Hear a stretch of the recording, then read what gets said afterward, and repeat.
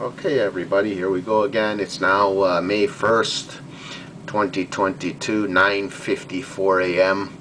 and I had a very slow internet yesterday and I didn't feel like making a video because of it, so I took the day off. So I apologize. However, part of my reasoning is that this is video 14 and I started 14 days ago, so I'm doing one a day and now everything jives, everything adds up.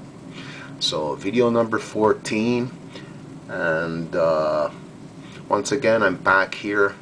The title of my last video was The Scene of the Crime. I'm back at the scene of the crime here. This is once again 62 Eleanor, and also my grandparents' house with the stucco.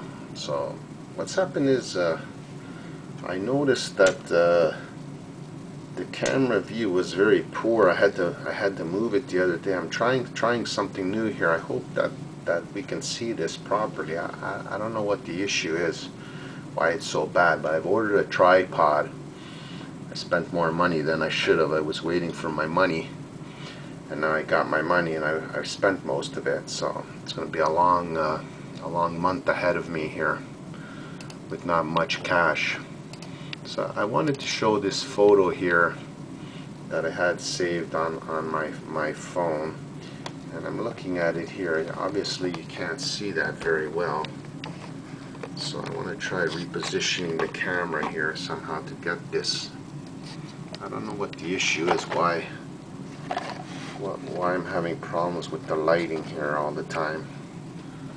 I managed to make a few videos and once again I'm having trouble getting this. So what this is something that I was fortunate enough to find while I was in jail, as I was incarcerated for those 17.5 months. And this is out of the Toronto Sun newspaper, and on the back of this page here was November 1st, 2021.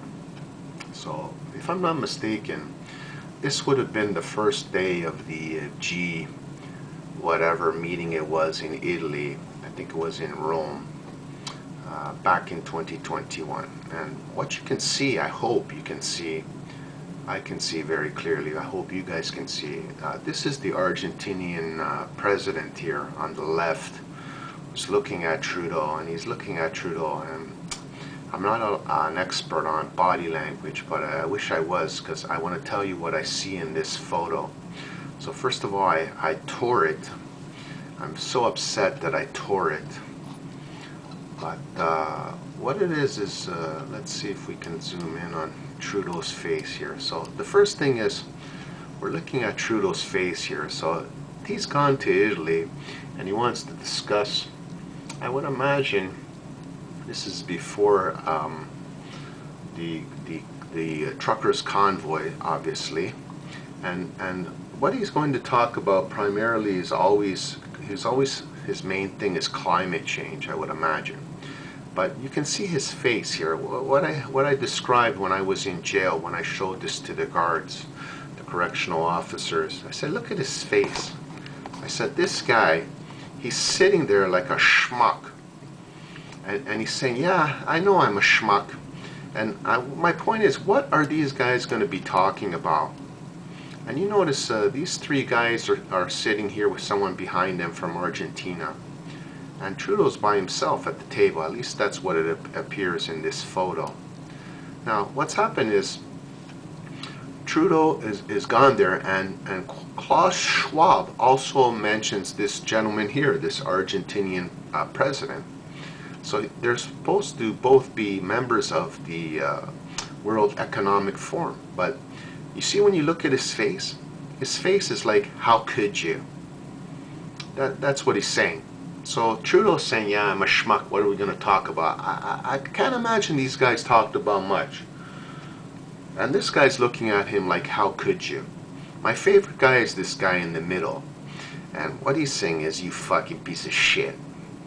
And the guy on the end is saying, like, what are we going to do with you? Like, how could you? Like, what are you up to? Like, what were you thinking? And this guy here, when the Argentinian president, he's saying, like, you know, I feel sorry for you.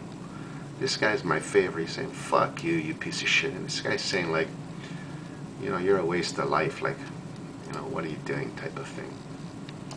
And there again is Trudeau saying, yeah, I know I'm a schmuck. So that's it. I wanted to show this photo. I'm kind of proud of it. I don't know if there's going to be some copyright issues, if they're going to find out. So what it says here on the bottom, it says, Argentine President Alberto Fernandez left meets with Prime Minister Justin Trudeau yesterday in Rome. Inset, a climate activist sits in okay, so that obviously doesn't apply. And then his name is Esteban Colazo, Argentinian presently via Getty Images. So I want to thank the Toronto Sun for this photo. It's very nice that they gave it, because I don't know, it just shows what's going on. So Klaus Schwab is saying that the Argentinian president and also Justin Trudeau have been penetrating. They're members of his cabinet or whatever. But they don't look very happy in this photo. So my point is, what were those two guys going to be talking about on this day? Can you imagine? Can you imagine? What does this guy right here have to say to these people about anything? So he goes to Rome, and he's making appearances, but you can clearly see it's like he shouldn't be there. He's not comfortable, and he's looking at them like, yeah, I'm a piece of shit, and they're saying, yeah, they're all in agreement. They're saying, you know, what have you done? So what has happened is, on September 8th of 2019, I crashed my car in Oshawa, and then the police beat me, and then I went to the hospital, and then they broke my rib. So what's happened, I've requested this information from the Oshawa hospital that they had already sent to my previously mentioned lawyer. Christopher Hines was his name, the lawyer who calls me at the jail when I don't even apply for legal aid, and then makes an application later on that says he doesn't want to be my lawyer, and the judge grants it without him even serving me. This is illegal. You have to serve people. He has to serve me, and then I have to have a few days to respond, to prepare my response. But the judge is also at fault. He's not supposed to grant this application.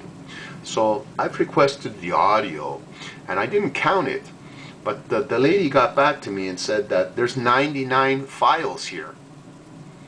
99 times I appeared in 17 and a half months at court? Well, the answer is no, I did not, because I didn't go a lot of times. But someone was appearing on my behalf, and that's my beef, because it's happened to me now 3 times. It's happened to me in regards to contesting my father's will, and these are Superior Court judges, so it makes it even more offensive that they're hearing matters. I didn't even know about them. They're discussing my matter. My name is right there on the page. I brought a notice of objection to the Toronto Estates Court. So I bring the business, and then they go and solve the matter without me being involved. And the reason being is, a judge deemed me mentally incapable. Well, first of all, a judge cannot do so. And the second thing is, I had my own power of attorney document.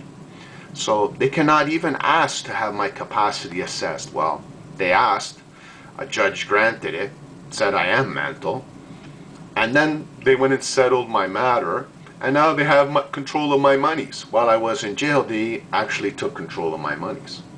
So I mentioned, when I got out of jail, I filed my income taxes, and the Canada Revenue Agency said that I am not to get my monies, that they paid them, and they told me phone them.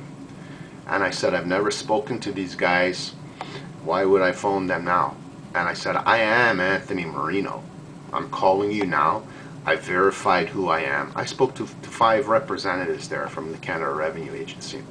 And they're saying there's nothing they can do about it. So this is still pending. This is something that I'm working on, and I'm hoping that I'm going to get those monies. So they claimed $2,100 as my income tax return in 2020, and I only claimed $1,800.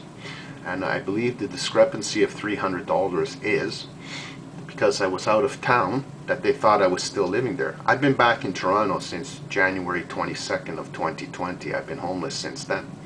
And up until now, I spent 17 and a half months in jail. So Toronto has not welcomed me back very well. And then a police officer almost killed me. And then the police totally lied about it. And now I got to deal with that too. But the thing is, a judge has found me guilty. So as far as I'm concerned, I did nothing wrong. I went into this house, 62 Eleanor. But as I told you before, my recollection is there was a driveway over here. This house was over here. Because when I came out, I did not come down this way, 100%. So when I came down here, and I'm now saying the correct date, July 23rd. On July 23rd, 2020, I entered this house, the house beside my grandparents' house, right here, this house. And I don't remember this house being here. So this is Google Maps. And now the house is gone. So the only way I'm going to be able to verify this is I have to bring my witnesses from Eleanor Avenue. So if you live there, you should be looking at my videos from the start and seeing what Google has been reporting about your street. And then that other website shows that clearly that didn't happen. But that other website is also showing pre my July 20 incarceration, my July 2020 incarceration. They're saying that the houses were there, and the houses were not there. So like I said, if those houses were there in 2020, we've got a big problem. And I shouldn't be walking the streets because I'm obviously a crazy man. So there's a lot at stake here. And people that are hearing this, I believe probably the police are watching these videos, if anyone. If anyone's watching them, it's probably the police. So that's why I'm purposely making these videos the way that I do. And maybe by now you're thoroughly confused. And it's all going to be explained. Why I'm doing this is to create evidence and to have these on YouTube to see what happens. Because I'm not getting any views. And part of the reason being is because when I'm doing a search in YouTube, I can't find my videos. Now it's been better. It's been better the last couple of days, but when I search specifically for my title of videos, they're not popping up. And I'm going to try it again today. The exact name of my video to see what happens here.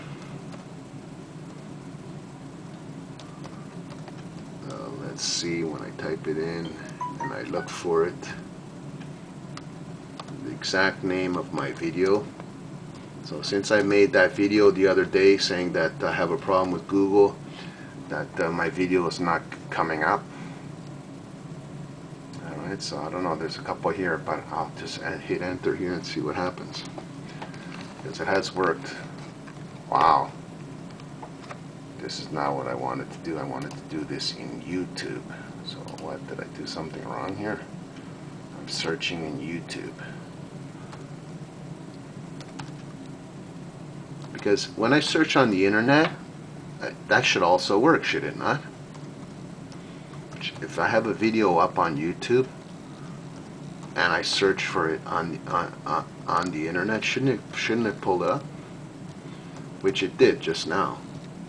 So I should click on those and see what happens. But let's try it here in YouTube first. This is the exact name. You see, it is working now. And good. People are watching it. It's up to 11 views. So this guy here keeps popping up underneath. He's got 61,000 views. So he's 3 days ahead of me. Yeah, maybe he has a following. As I said, maybe it's all fucking bullshit. And YouTube is just full of shit like everyone else. I cannot get paid unless I get 1,000 subscribers. So I'm on my 14th video and no one has subscribed. How am I ever going to get 1,000 subscribers? You're trying to tell me that all these other people have made content that was so interesting that they got 1,000 subscribers and they managed to do this without any headaches. I'm making videos every day. Nobody knows I'm doing this. And here we go, you see? This is very good. This is very good because this was found by the search. So here it is. it's working properly now. This is good news because it's showing my video. So yeah, that should help get some views. That's terrific. Thank you very much. So the internet search is working. If you searched why Trudeau must go and is trending, it comes up. It's not the top. It's specifically my video name, so it should be at the top, and it comes up with this YouTube video. I don't know why you guys can't see that. Try zooming in here. For some reason, my zoom is not even working. What the heck? I should be able to zoom that. So there it is there, and this is coming from